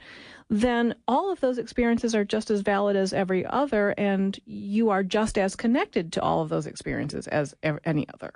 So then theoretically, couldn't you hypnotize me to connect with the consciousness of Lee Harvey Oswald on November 22nd, 1963, to see where his consciousness was. Was he really in the movie theater, or was he in the book depository taking a shot at the president? Theoretically. I mean, is that something... That's right, man. Bust the Dutch heap on the left-hand side. Well, Tim, but if she's talking about this global consciousness that we can tap into, and you mentioned remote viewing, which they admitted is kind of like this. Yeah, I get you. I'm with you. Yeah, man, you know you are. I know I am. Shut up. Yeah. Snoop Dogg's coming to town on the 23rd. I can hook you up. Just saying. Yeah, puff, puff, pass, right? Just saying. Shut up. No, I'm with you. See, now you guys know what I'm with you, brother. I'm with you, brother. You'll be surprised at the number of people in the entertainment industry that go to hypnotists. I'm not surprised at all. Yeah. There's a lot of neurosis, and people are trying to break through that, right? Oh, yeah. Blocks. I would love to try this. Are you guys ever up for experimental stuff? Absolutely. I mean, Tim and I experimented a lot in college. Yeah. We don't talk much about it. We want to experiment some more, but I mean, doing that kind of remote viewing through hypnosis, taking somebody to that point and giving them a date, time, and a geographical location. I wonder if you could start seeing or experiencing life through that. And, as we talk about past lives, I've always been interested in the fact, and we've talked about it on the air, if somebody, you've got 8 people that believe they were Lee Harvey Oswald. Okay? How is that possible? Right. Maybe it is possible. Maybe if life is concurrent and it's constantly there, maybe our life lessons could be, when I die, I want to know what it's like to have been Marilyn Monroe. I'm Marilyn Monroe, and I live her life. It's already played out. I have no hand in it, but I'm walking through the facets of her life, and I'm a part of that. Could there be an aspect to consciousness that's how multiple people can believe we lived? And you said it just a few seconds ago, splintered souls. Couldn't it be that we're all fractures of one another? We are. And in a sense, we're all skipping across the same pond. Right. Because we're all connected, we're all one virtually. I mean, if we're created in... Well, then stop touching me at night, all right? you don't leave much room. Oh, okay, thank you. Wow. I don't feel That's weird. a different story. You need to get out more. Yeah, both of us, huh? We don't usually have people in studio, and this is why. It's really unnerving and uncomfortable for everyone now. I always, thought that you did not wear pants in the studio. Yeah, and now... Boop, now surprise, It's actually a knee-length skirt. It's a skirt. I like to call it a skirt. Yeah. I thought it was a kilt. I like the breeze. There you go. I'm just, and if you guys have specific questions out there about spiritual hypnosis and doing this, feel free to call in 651-989-5855. The book itself, talk to me a little bit about that, Cindy. What's the purpose behind this book? The purpose behind the book is to help people recognize that we are more, that you can tap into this information without, this is not about past life regression. That would be there are several books about those, right? Bridey Murphy and et al, right? Eddie Murphy? Bridey Murphy? Oh, Bridey Murphy. Bridey Murphy. Okay. And Brian Weiss. And I mean, there's plenty of that. This is a process that came out of parts therapy, which is like an ego states therapy that Roy Hunter pioneered and teaches, where the concept is that we all have different aspects of our personality. And this isn't about DID or schizophrenia or anything like that, just that we all have different aspects of this integrated personality that we're experiencing in this life. Part of me maybe wants to go out and party, but part of me just wants to stay home. Part of me really wants to achieve, and part of me is afraid of that. Part of me wants to, do X, and part of me just rebels against it. Why are we afraid of success? Why do we hold ourselves back? Oh, now there you go, changing tangents again. Well, no, but you just said that. You're part of you wants to do this, and part of it doesn't. Part of it would seem that's self-limiting. Why would self-limitation be such a integrated part of who we are then? Yeah, and again, it goes back to, as Jody was talking about earlier, that we absorb all of these messages as we're growing up. And then that creates, when we're born basically what they call tabula rasa, blank slate. And so we come into this tabula rasa. Tabula rasa. Toblerone? Toblerone. Ooh, Okay. got any? I got a wish. So you come into this world with no self-concept, really, and no concept of what this wide world is. You're an infant. And so the brain's first job, the subconscious mind's first job, is to form an image of who am I and what is this world so that I can navigate through it successfully and stay alive. And so what becomes familiar, I grew up with a social worker who constantly complained about the fact that he should have taken the sales job and we would have had more. And I watched my parents scrimp and save because, the salary wasn't that good. And so you that's familiar. That's comfortable to me. And I have to continuously work on that because I'll find myself actually having feelings that bring me back to, it's more comfortable if I'm. But as a hypnotist, how have you not broken those walls already or had Jody do it for you? Constant state of working on it. Okay. Yeah. See, when we're born, the mind is not developed into the two sections, conscious and subconscious. The mind of an infant and a child is all subconscious in nature, because we need to learn as much about ourselves and the world around us as quickly as possible in order to fulfill the prime directive, which is survival. So when we're taking in information, we're taking it in uncritically. Everything is 100% real, true, and correct. That's accepted by the subconscious mind, even if it's not real, true, and correct. We have developed by the age of 4 the concept of how we're going to be, and then that's reinforced throughout our lives. If it has not been exposed as a lie, then when the conscious mind develops and the critical factor separating the conscious and subconscious develops, then the mind becomes an association-making mechanism, meaning that it seeks out patterns and it only reinforces the information that we've accepted as truth. So could we use hypnosis as a father of 7 kids? If one of my kids I see has emotional distress and maybe too bossy, too mean, too nasty, would we be able to utilize hypnosis to break those bonds of whatever set her on that course and then move her beyond that? Sure. Because you would think that if you start to see in your children issues like this, maybe that would stop the bullying. Maybe that would, it's a form of therapy that needs to be paid for, and a lot of people don't have that luxury. But would that be a helpful absolutely deal? Are children easy to hypnotize? Very easy. Really? Yeah. Again, the critical factor doesn't develop until around the age of 8 or 9. Okay. And don't get me wrong, I don't want my listeners to think I'm bringing up a serial killer. I just was, throwing it out theoretically, because we all have kids that, Right. one kid is just a lot meaner than the rest. Right. And sometimes they go through a phase with that too. Right. One of my specialties is working with children and adolescents. No wonder you want to work with Tim and I. Yeah. Particularly those on the autism spectrum. Okay.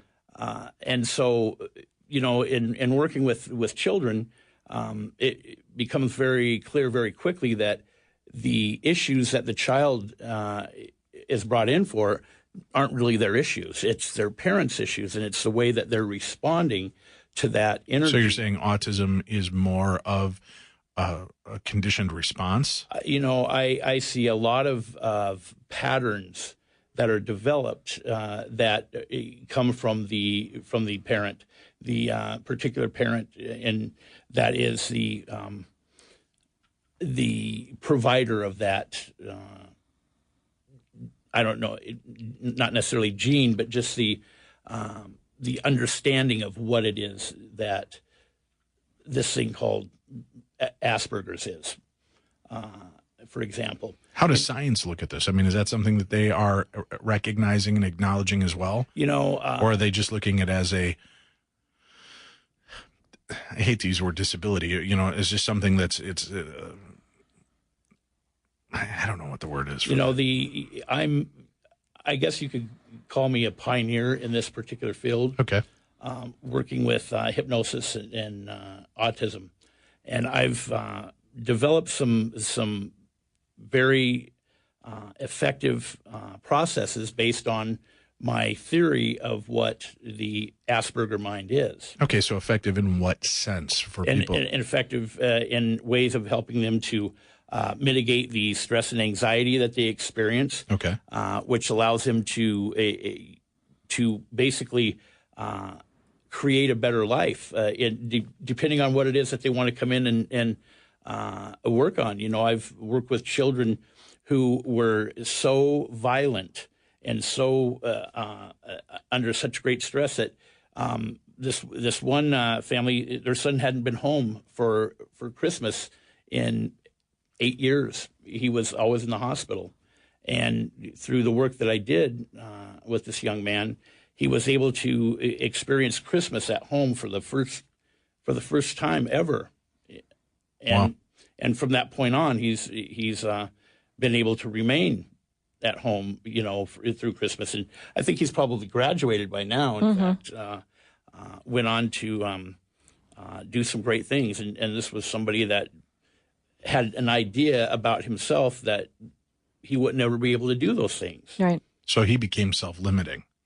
Absolutely. Because he was labeled or stigmatized. Well, just his brain is rewired differently than, a neurotypical, if that's kind of the way that they differentiate between the two.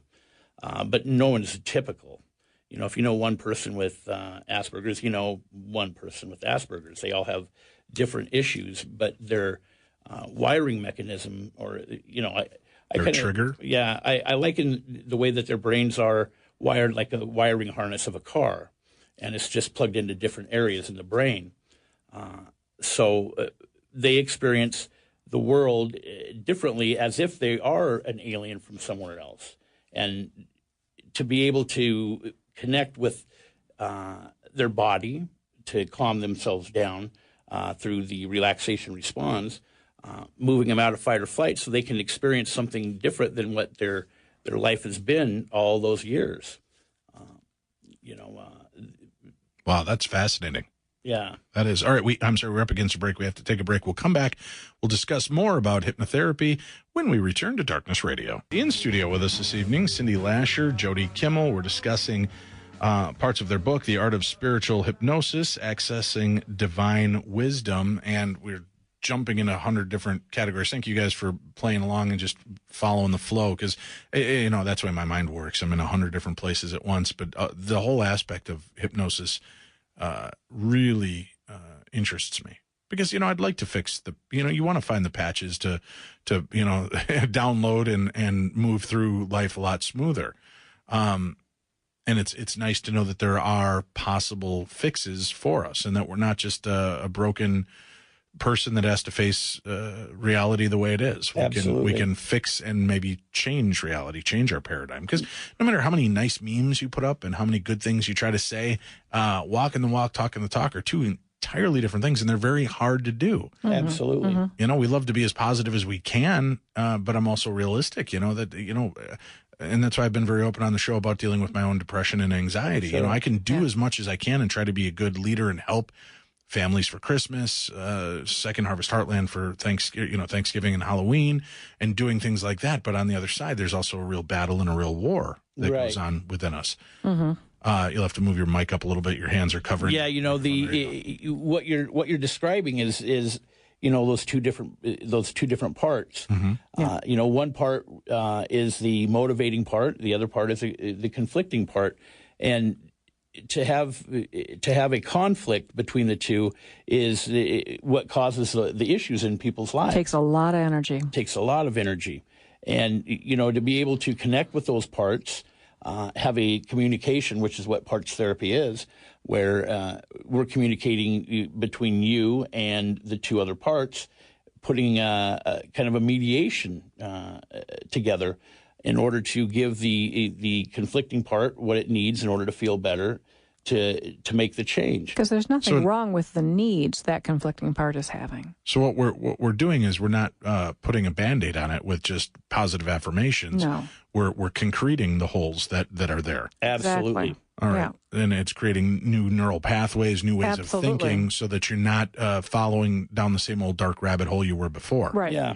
Okay. And with the the current understanding of neuroplasticity, that gives a kind of a medical definition of what hypnosis is and what it really does. Yeah. Mm-hmm. Okay. Let's we got a quick call here. Joe from St. Paul holding on very patiently. Hey, Joe, you had a question for our guests? Yes. Hello. I was wondering if you had any clients come in and wanted to be regressed from alien abduction, and if so, could you share their experience or what they said?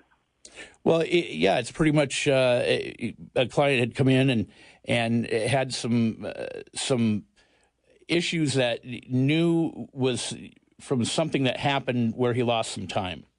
And when he lost that time, he wanted to find out what happened, and he regressed to a situation where a light came into the window, and he was covered in light, and the next thing he knows, he was in like an area that was just really, really bright, and that he had been taken on to a ship and kind of poked around on, and that was his experience, as far as what he recalled in this session.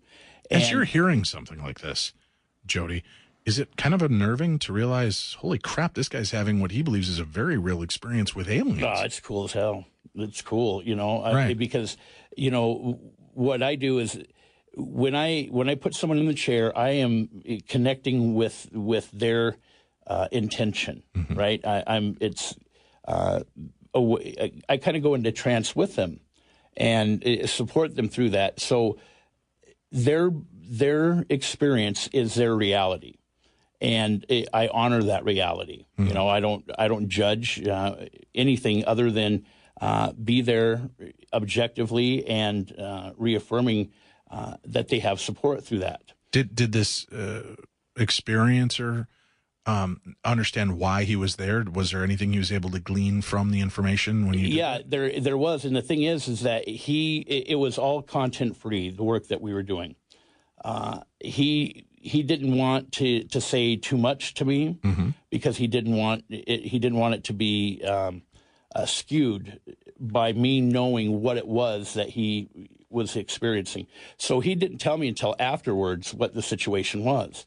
I guided him to that place to get deep enough to where he can connect with the memory of it in a way that he was able to glean from the experience what it was that he needed to know. And when we were done, he was satisfied with the information that he received, and I do know that it helped him be able to move forward. So I don't know if I could move forward realizing I've been on an alien spaceship. That just seems like that would be a paradigm-shifting, reality-altering experience, not just, oh, okay, well, now I know. It's or are you saying amazing. Sometimes acceptance is just, and especially when you're doing it in that deep of a state right. of consciousness? Hey, thanks for the great question, Joe. I appreciate the call on that. We're up against another break. We'll take a quick break. We'll come back, hear more from Cindy. I promise, Cindy, we're going to let you talk. She's just... It's all right. It's all right. All right. Well, we'll take a quick break. We'll come back. We've got more right after this. All right. We're back. We have very little time left here. Cindy, we were kind of chatting about what the book, what the purpose of the book is. What do you think people will take away when they go cover to cover? And I understand that this is a bunch of chapters written by a bunch of experts in this. And Jody's having trouble getting it up over here. His mic keeps dropping. Pardon me? Yeah, his mic keeps dipping down. You're going to have to lower it a little bit, Jody. You probably need a little hypnosis there, better. Jody, to accomplish your goal. Yeah, I can make your microphone longer for $59 a minute. That's right. Mine's short, but it's not very big around. Well, that's all right. Well, here, you know what? I think I have some music. No, for that, no, Cindy. Let's go back to what are people going to get from this book? This will help you. No. It's reverse therapy. God, I'm trying to help them sell their book now. Oh, okay. I'm sorry. So what will people get from this book? skip the first couple of chapters and just get to what you guys have to share, right? Well, there you go. Okay. No. Of course we have the best chapter. No, this is actually a full of very inspirational case studies where people have gone through this protocol that Roy Hunter put together that enables them to tap into, there's a part of each of us, and we've talked a lot about spirit and soul and splintered or fractured or whatever it is, that connection to a higher power. If we're all these souls, then there is that spirit realm. There's a higher level of understanding, of wisdom that we can tap into, and these people have tapped into with my help, Jody's help, and the help of however many other hypnotherapists are here. So one of the takeaways is that this then is not some sort of one-off experience. This is not rare. This can be sought out. This can be pursued and achieved. And it is life-changing. The people that I had sessions with had questions for their higher power, and when they received them, they understood on a deeper level a sense of comfort with who they are, where they've been, where they're going. And that comfort is probably the best gift that you can have. You know, I wonder, in listening to what you both have had to share tonight, and listening to the possibilities and theoretics of how we are created, and if we can carry the baggage of a past life with us. You know, I've often wondered how mediums can tap into the dead people in our life, because it sounds, how do I say this without pissing off the universe? It sounds like malarkey to me, even though I've seen it happen, and I've been pretty impressed by it. After talking to you and hearing the idea of what spirituality, that's what I believe. Whatever you take from that, that's what I believe. No, where I was going with this is, if we're all connected, it makes sense to me now how a medium or spiritualist could communicate, because in effect, I am my mom and my father, because their souls connected to create me, which would mean that I am part of my grandparents, part of my great-grandparents, part of my great-aunts and uncles, part of my great-great-great, right? And it keeps going through. So it's kind of like the spiritual DNA that maybe they're not specifically speaking to the dead ghost of grandma. What they're accessing is that spiritual DNA that is part of me, that is my mom. That, you know, that spooky, what's the term? Spooky, God, my mind is, you know, where you take the two particles. It's like a gossamer thread that right. You take the two particles, split them out, and you tickle one, and the other one starts acting affected. It's gosh, I can't remember the stupid term, but anyway, could it be then that because they're all a part of us? Like I said, when I thought my birthday was going to be extremely hard because it was my first birthday a week after my mom's passing, and I felt extremely peaceful. And I thought, and I said on air that night, I wonder if it's because we're never closer to our mother than we are on the day of our birth and the anniversary of our birth, right? Because our souls, I mean, that was a powerful binding incident. Absolutely. So if we're part of that fragmented soul, we're part of who we are and where we came from genetically. I wonder if some of the past lives that we've led are not really necessarily past lives, but they're reflections of memories of people through our timeline that we have had these kind of spiritual connections to. Yeah, absolutely. Yeah, just my thought on it. And that would make sense to me why when they're communicating, they're going to give us signs that would make sense. It becomes almost like hypnosis. You're going into part of the subconscious to unlatch a door for a memory. And when the medium's going through, they're just doing it in a spiritual way, as opposed to you doing it in a physical and a metaphysical way. They're opening up those latches and allowing the memories to come through that they can read. Right. Huh. Yeah. I've cracked the code, Tim. We can quit the show now. All right, we're done. I know all about the paranormal now. Screw you people. We're going home. Yep. No longer darkness, Dave. You may refer to me by my new God-given name, Enlightened Dave. Or Lightness Larry. Yeah. How about that? No, I don't. I'm going to stick with Dave. All right. Dave. Too close to Lounge Lizard Larry. Yeah. It was because of hypnosis that Sylvester Stallone was able to write Rocky. Well, now he's just showing off. No, I mean, that's just, to let you know that there are ways that people can create great Hey, Brando, outcomes. take your hands away from the microphone for Great me, would you? outcomes. Yeah. You're giving me hand rubbing on microphone and covering your mouth. So Stallone was hypnotized to get Rocky out? Yeah. Yeah. Actually, absolutely. his teacher was Stallone's hypnotist. Oh, really? Mm-hmm. Yeah. Well, His name Gil Boyne, rest his soul. but how do you get a story out of it? I mean, was he breaking down the boundaries of his creativity? Yeah, and letting it out, or was it a past life that he was kind of sharing? He was stuck in his career. He wasn't going anywhere. Right. And so went and saw Gil, and Gil whipped him into shape. Wow. Gil will do that. Did do that. Yeah. Gil's that's who I was talking about, big man. Right. Mm-hmm. And he didn't take any crap from the subconscious. Gil's still alive by chance? No, he's passed away. Tim, well, you've got one of his students right here, Tim. Oh, Right? well. Can't you whip Tim into shape? Oh yeah.